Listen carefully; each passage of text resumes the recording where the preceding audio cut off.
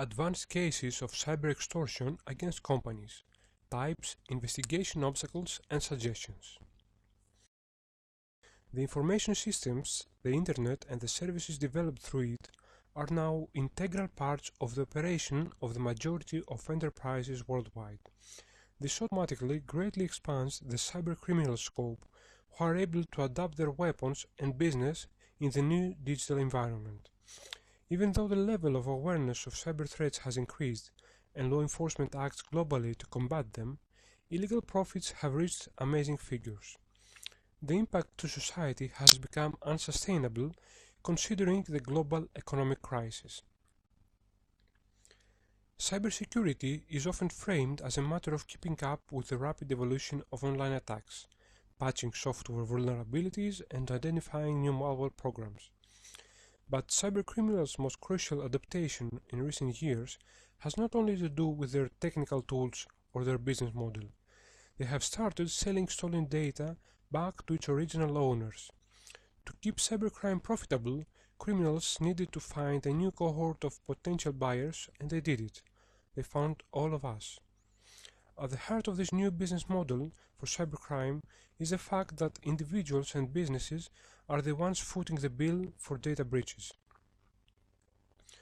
The types of online extortion that we are dealing with are considerably more complicated than the traditional blackmail in the real world. Extortion has a reputation of being an organized crime, but with the advent of cyber extortion, the game is no longer just for the mafia.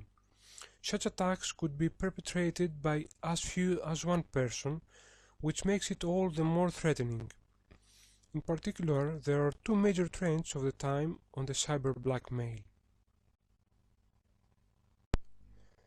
On one side, we classify cases of malicious software such as ransomware or cryptoware. As the name suggests, ransomware is a type of malware propagated via the traditional means, phishing emails, website drive-bys, or malvertising. Once the victim's device is infected, the ransomware begins to encrypt private files, and then pops up a message demanding a ransomware in exchange for the encryption key. A devastating case of ransomware was CryptoLocker, where the attackers demanded payment of $300 in bitcoins within 3 days to not only decrypt the files, but to prevent them from being destroyed forever. Today, Loki ransomware seems to be on the top of the threats list. Within a company, if one computer on a network becomes infected, mapped network drives could also become infected. On the other side, we classify cases where cybercriminals require, through emails, large sums of money from the recipient firms. In case of non-compliance, the company is threatened to DDoS attack to its extrovert information systems, which could have a significant economic damage, depending of course on the intensity and frequency of the attack. It is unlikely that the use of DDoS for extortion is going to come to an end anytime soon. The tools needed to attack a company's site are cheap and easy to use. That attack that the company is being asked to spend, let's say, €5,000 to stop, probably only cost the attacker €40 an hour to launch, meaning every time a business pays, it's funding 150 hours of attacks on other targets. Paying attackers fuels their capabilities and makes it more likely they'll continue to attack business globally.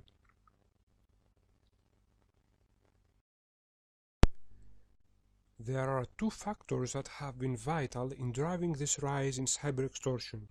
Firstly, there is more opportunity than ever for criminals to use cyber tools and techniques for extortion. As an ever-increasing volume of business is done online, the impact of a successful denial of service attack can have a much more significant business impact for a company. Moreover, many more business-critical systems are now connected to the Internet across all industries, from corporate data centers to industrial control systems. Any systems with Internet connectivity is potentially vulnerable to a denial of service attack, so the potential attack surface has increased massively. At the same time, ransomware has become more sophisticated. It is almost impossible to recover files encrypted with modern ransomware without the decryption key, and recent ransomware variants have been designed to cause as much damage as possible to potential victims by spreading internally within corporate networks. As opportunity to conduct cyber extortion has increased, the capability to mount such attacks has proliferated. The capabilities of top-end cybercriminals are now on a par with some nation-states, whilst further down the market the tools and expertise needed to plan, mount and monetize an extortive cyber attack are freely available on underground criminal forums, allowing less technically astute cybercriminals to learn new skills or buy in expertise. The criminal marketplace has now developed to such a degree that crimeware as a service enables non-technically capable criminals to contract out ransomware and DDoS attacks, with hacker-for-hire services also widely available.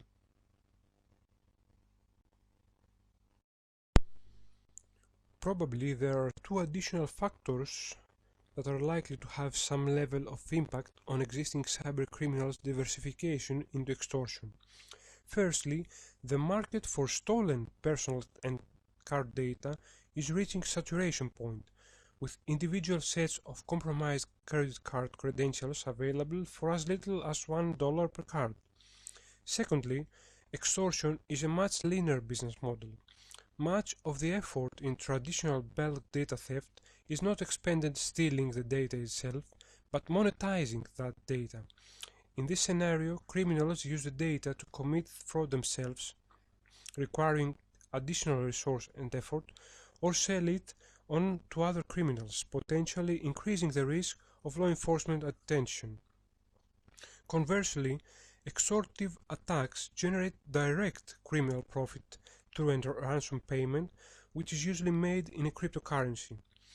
Interestingly, there are even indicators that cybercriminals are looking to maximize return on investment for extortive cybercrime by moving away from high-volume and low-value attacks, such as ransomware attacks against individual user systems, to low-volume and at the same time high-volume attacks, such as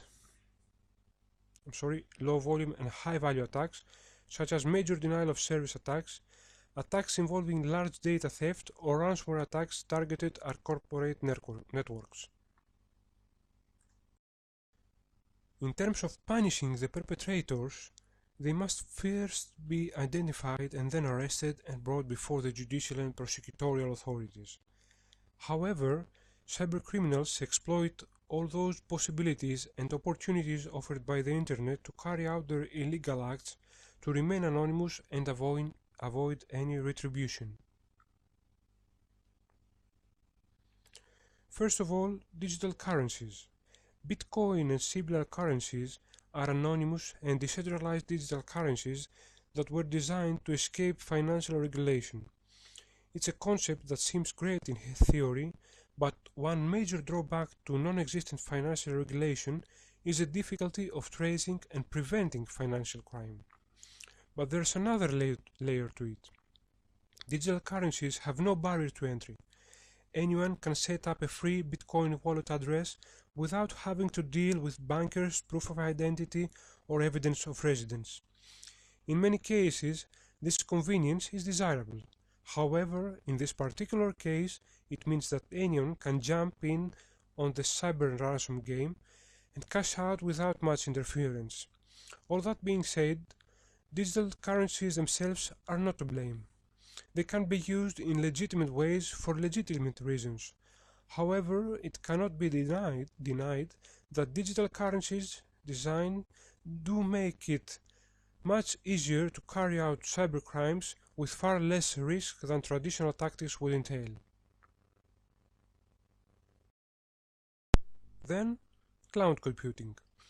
Legitimate organizations across the globe have been migrating to the cloud in record numbers to take advantage of the cost savings, flexibility, and massive banks of computing power. Cybercriminals gain the same advantages, and they get something more: anonymity. By operating out of the cloud, they can avoid detection while gaining the advantages of global computing systems from which they can control operations, mount attacks, and store stolen data. The cloud offers criminals the platform they need to launch the type of large-scale, coordinated efforts that the Internet makes possible, providing the perfect venue for infiltrating other such venues. What's more, Dark Web. The Dark Web lets users access the Internet with complete anonymity.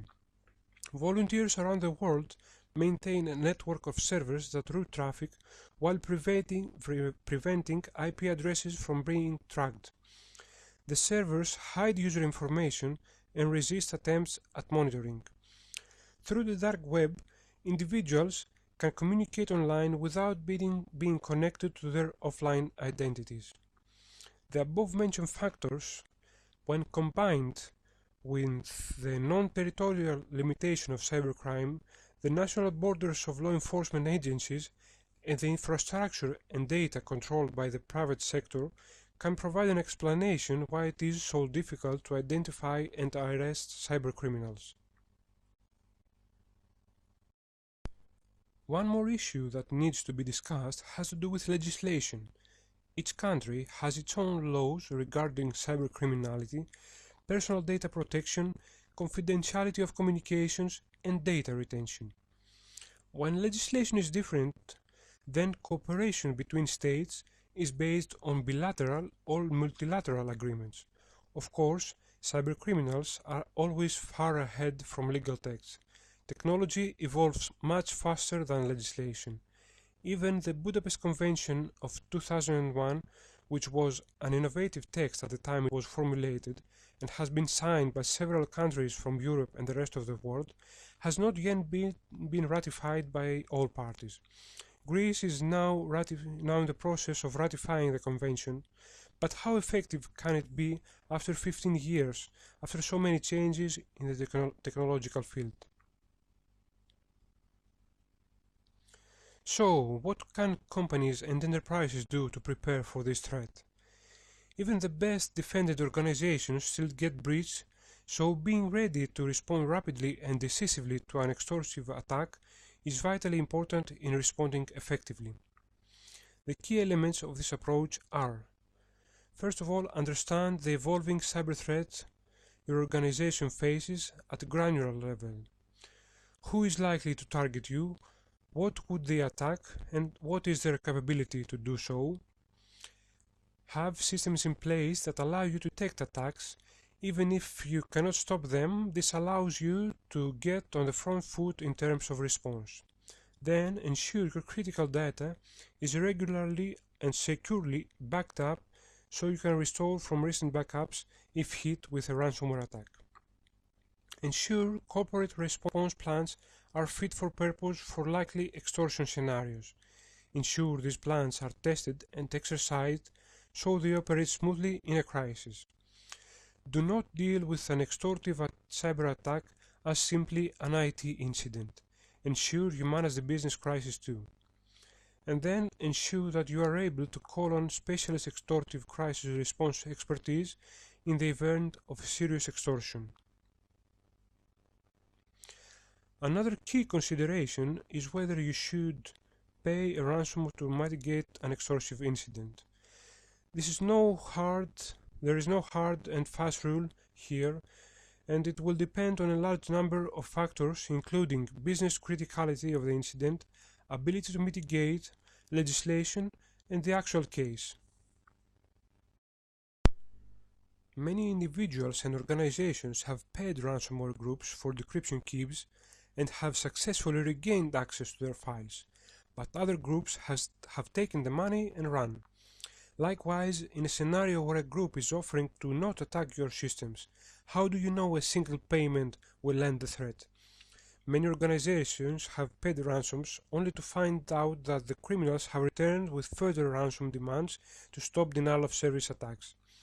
Moreover, some cybercriminals claim to have advanced capabilities such as the ability to launch crippling DDoS attacks against organizations, which, of course, they do not actually have. So,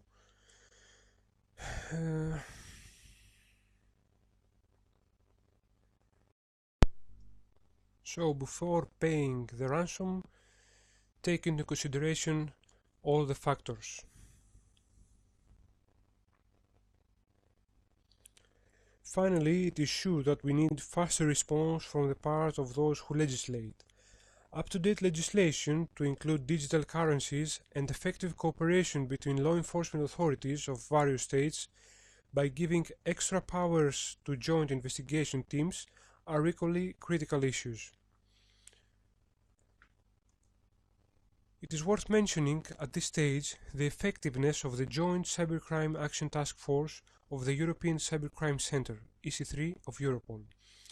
It was launched on September 2014 as a response to further strengthen the fight against cybercrime in the European Union and beyond. The JCAT is composed of cyber liaison officers from committed and closely involved EU member states such as Austria, France, Germany, Italy, Spain, the Netherlands and the UK, non-EU law enforcement partners such as Colombia, Australia, Canada and the US, and European Cybercrime Centre. All of them are located in one single office to ensure that they can communicate with each other in the most effective way. How does it work in practice? In order to actively fight cybercrime, the JCAT chooses and prioritizes the case to pursue. For that purpose, the different country liaison officers submit proposals on what could be investigated. The task force members then select the most relevant ones and proceed to share, collect and enrich data. Then, they develop an action plan which is led by the country who submitted the chosen proposal. Finally, the JCAT goes through all the necessary steps to make the case ready for action, which includes involving judicial actors, identifying the required resources and allocating responsibilities. On the screen you see a list of successful operations that took place since the beginning, the establishment of this JCAT Action Task Force. Cyber extortion is rapidly becoming a permanent feature of the cybercrime landscape, and one that has the potential to affect any organization.